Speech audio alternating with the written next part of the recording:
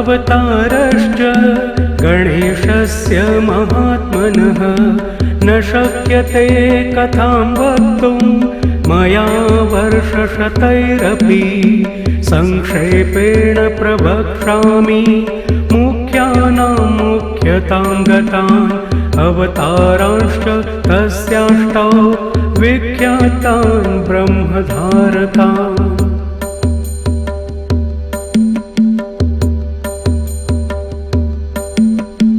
वक्रतुण्डावतारश्च देहिना ब्रह्मधारकः मत्सरासुरहन्ता स सिंहवानगः स्मृतः एकदन्तावतारो वै देहिनां ब्रह्मधारकः मदासुरस्य हन्ता स आखुवाहनगः स्मृतः।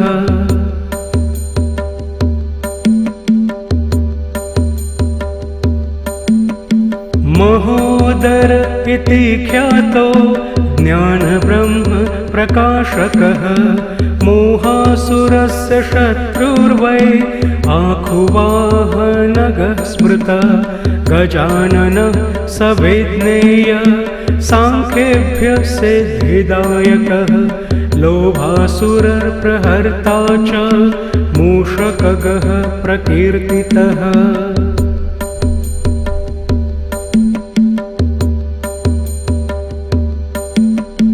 लम्बोदरावतारो वै क्रोधसुरनिबर्हणः आखुगः शक्तिब्रह्मा सन्तस्य धारक उच्यते विकटो नाम विख्यात कामासुरप्रदाहकः मयूरवाहनश्चायं सौरमात्मधर स्मृतः।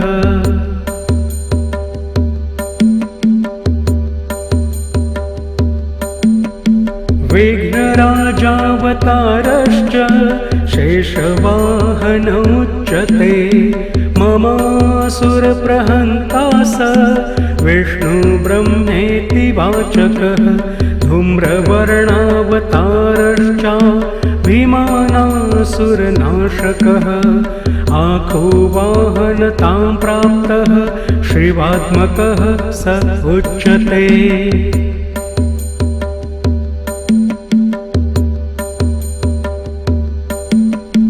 एतेष्टौ ते मया प्रोक्ता गणेशांशा विनायकः येषां भजनमात्रेण स्वस्वब्रह्मप्रधारका स्वानन्दवासकारी स गणेशान् प्रकथते स्वानन्दे योगिर्भिदृष्टो ब्रह्मणि नात्र संशयः।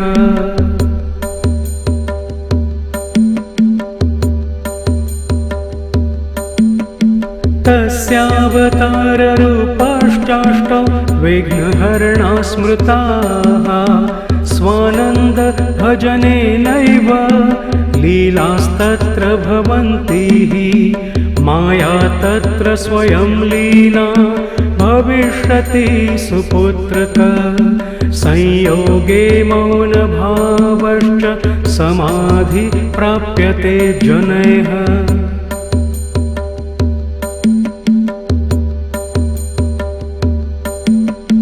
अयोगे गणराजस्य भजनेनैव सिद्ध्यति मायाभेदमयं ब्रह्म निवृत्ति प्राप्यते परा योगात्मक गणेशानो ब्रह्मणस्पतिवाचकः तत्र शान्ति समाख्याता योगरूपा जनैः कृता।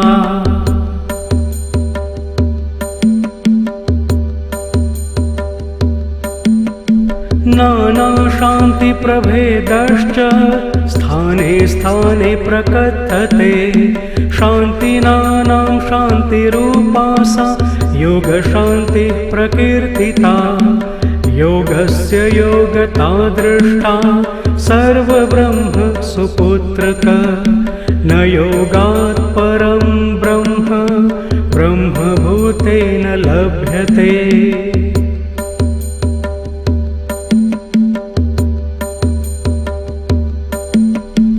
एतदेव परं गुह्यं कथितं वत्स ते लिखं।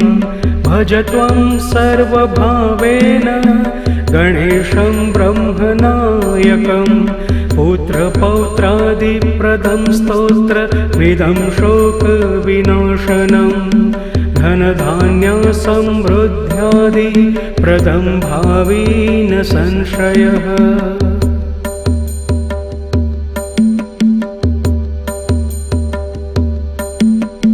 धर्मार्थकाममोक्षाणां साधनं ब्रह्मदायकं।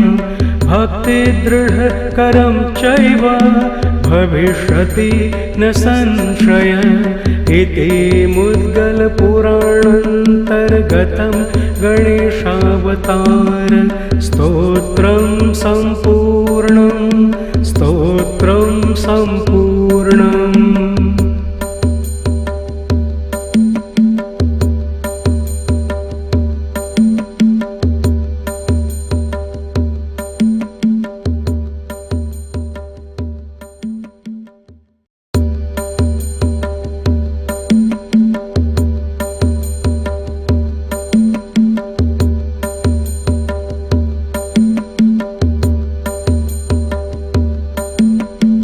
अनन्ता अवतारश्च गणेशस्य महात्मनः। न शक्यते कथां वक्तुं मया वर्षशतैरपि। संक्षेपेण प्रवक्ष्यामि मुख्यानां मुख्यतां गतान् अवतारांश्च तस्याष्टौ विख्यातान् ब्रह्मधारकान्।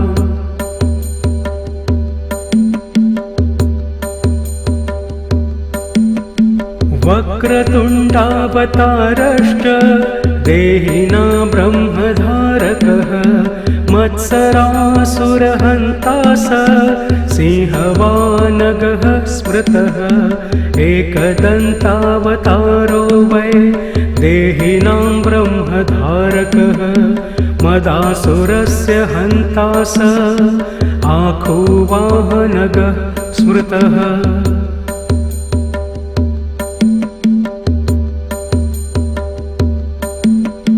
महोदर इति ख्यातो ज्ञानब्रह्म प्रकाशकः। मोहासुरस्य शत्रुर्वै आखुवाहनगः स्मृतः। गजाननः स विज्ञेय सांख्येभ्यः सिद्धिदायकः। लोभासुरप्रहर्ता च मूषकगः प्रकीर्तितः।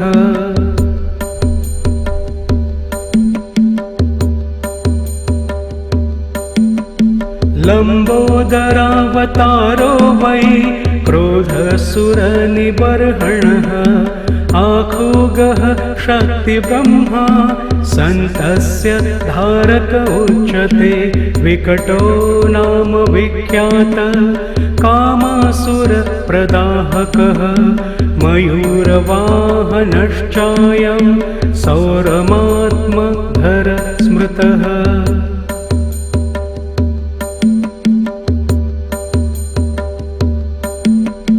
विघ्नराजावतारश्च शेषवाहनमुच्यते। ममासुरप्रहन्ता स विष्णुब्रह्मेति वाचकः।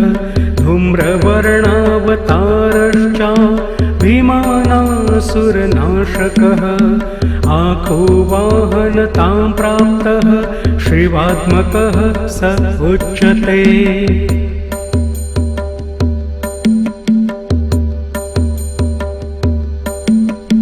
एतेष्टौ ते मया प्रोक्ता गणेशांशा विनायकः।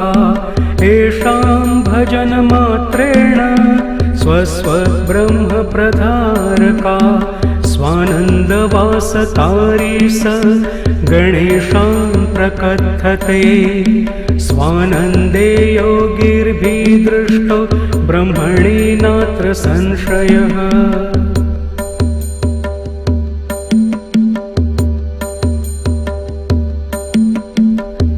तस्यावताररूपाश्चाष्टौ विघ्नहरणा स्मृताः स्वानन्द भजनेनैव लीलास्तत्र भवन्ति माया तत्र स्वयं लीना भविष्यति सुपुत्रक संयोगे मौनभावश्च समाधि प्राप्यते जनैः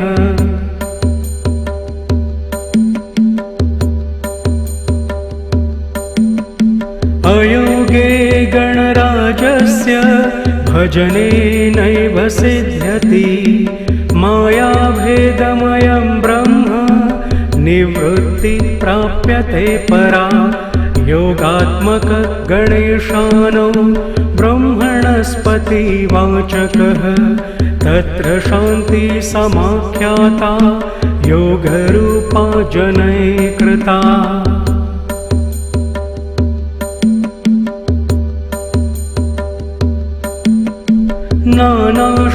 नानाशान्तिप्रभेदश्च स्थाने स्थाने प्रकथते शान्तिनानां शान्तिरूपा सा योगशान्तिः प्रकीर्तिता योगस्य योगता दृष्टा सर्वब्रह्म सुपुत्रक न योगात् परं ब्रह्म ब्रह्मभूतेन लभ्यते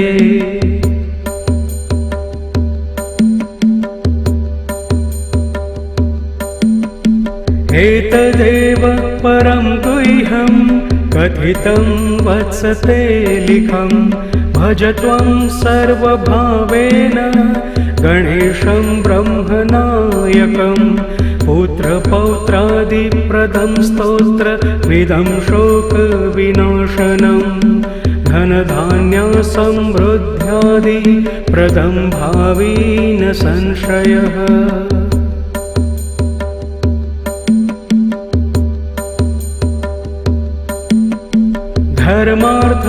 धर्मार्थकाममोक्षाणां साधनं ब्रह्मदायकं भक्तिदृढकरं चैव भविष्यति न संशय इति मुद्गलपुराणान्तर्गतं गणेशावतार स्तोत्रं सम्पूर्णम्